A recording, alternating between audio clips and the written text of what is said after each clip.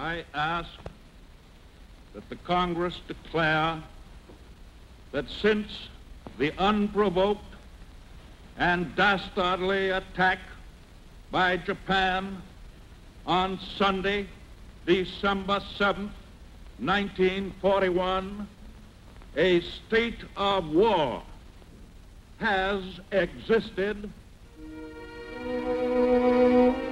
President Roosevelt speaks, and the Armed Forces act. Naval Secretaries Knox and Forrestal put into effect war plans previously prepared in the event of national disaster. One of the Navy's primary duties is the enormously complex task of funneling the means of survival to our forces and allies overseas. Shipping must be found and assembled, convoys organized, and cargoes assigned. But first, orders, directives, requisitions, and more orders. Orders to shipyards, orders to bases, orders to railroads, and orders to America that her factories and workers might begin producing in quantities the boldest economists never dreamed of, that the Axis leaders never dreamed of either. Fulfilling the orders is only the beginning. The products must be sent soonest, where they will count most.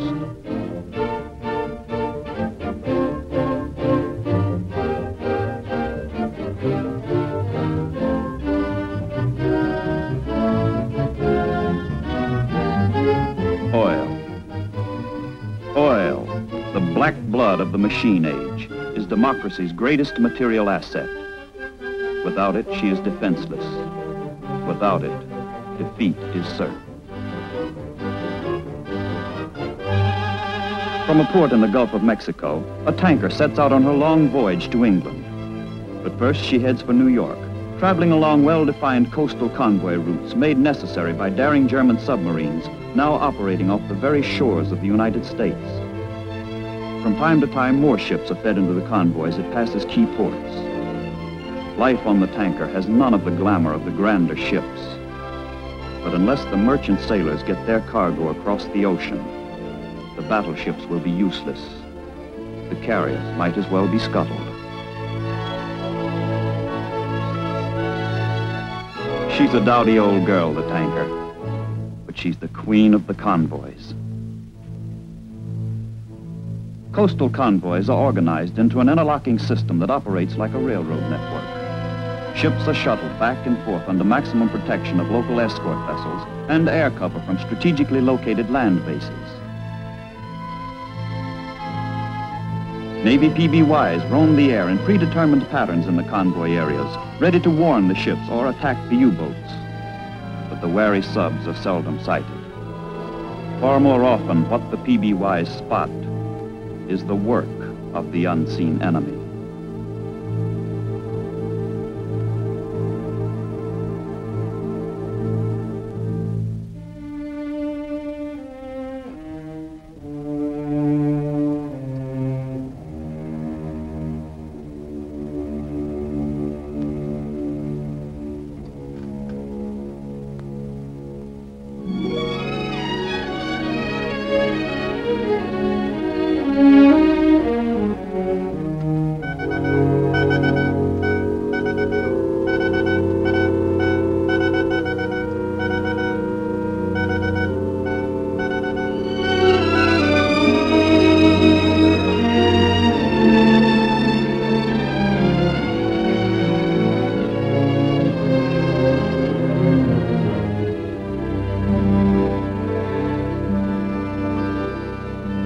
Sometimes the enemy leaves a trace, or what looks like a trace, an oil slick.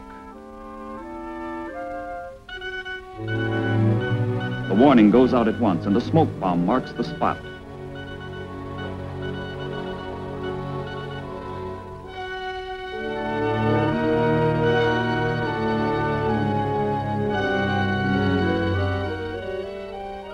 An escort picks up the PBY's alert.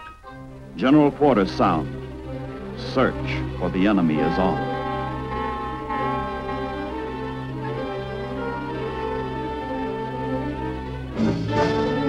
The sonar man seeks the underwater echo that will betray the sub's position.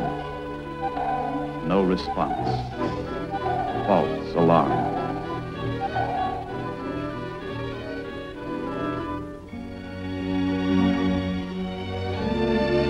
All along the coast, cities keep their peacetime lights glowing until they learn how this benefits the enemy.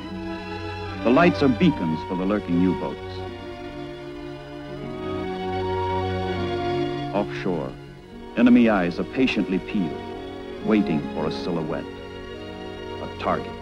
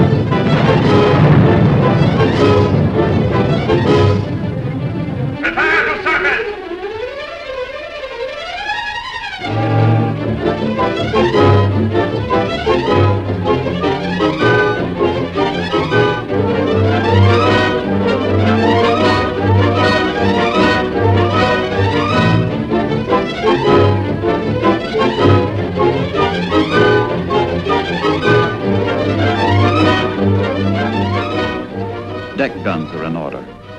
So bold have the Germans become, they dare to fight openly on the surface, a few miles off Main Street, USA.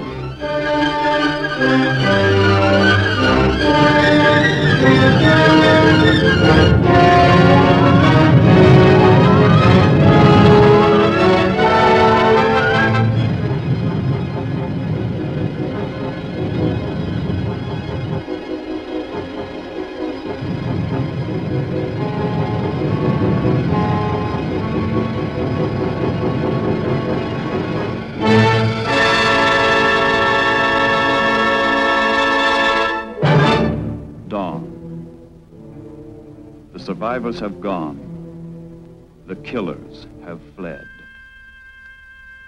A few random traces in the indifferent sea show a convoy has passed. A submarine has struck. The first